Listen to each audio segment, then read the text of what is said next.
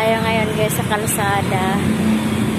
Bali, papunta po ako guys sa 7-Eleven para magbayad po tayo ng ating internet para makapopo na ulit tayo.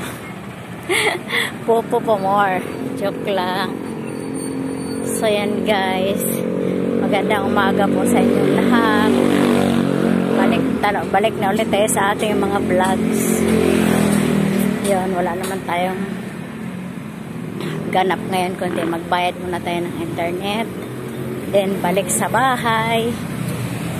Tatrabaho na naman tayo ng ating mga pang-deliver na uniform ng Skyway, saka security guard, saka sa mga pulis.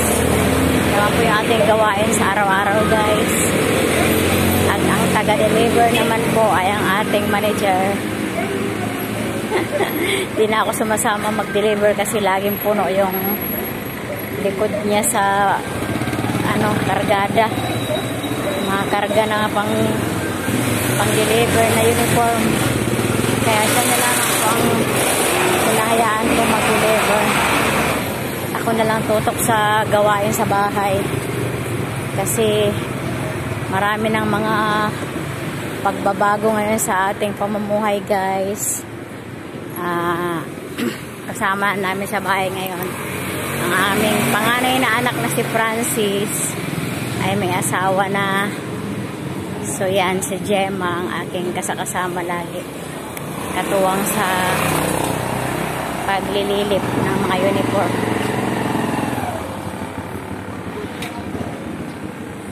Si Fatima naman ay tapos na rin siya sa grade 11. Ngayong pasukan grade 12 na si Fatima. At yung isa naman, si Kuya Jeric namin ay nasa Valenzuela. Nagtatrabaho din siya doon sa isang factory ng jersey. Minsan naman umuwi siya sa isang buwan sa bahay kasi lagi silang maraming gawa.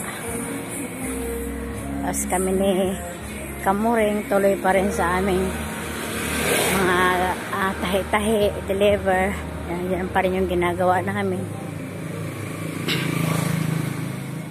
Yun lang po yung update sa ating mga pamumuhay guys, mga pagbabago sa ating araw-araw na hanap buhay at araw-araw na pamumuhay.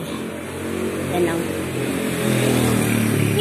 So, yung aming bayan dito ay barangay Bagong Silangan, Quezon City. Yan.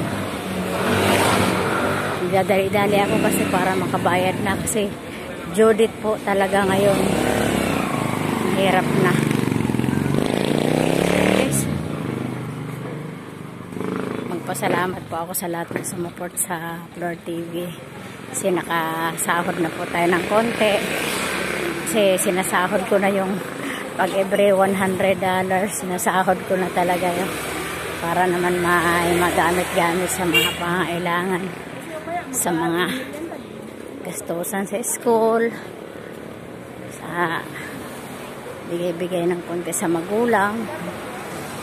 Ayan. Salamat po sa inyong support guys. Nakapuno na tayo ng ating revenue.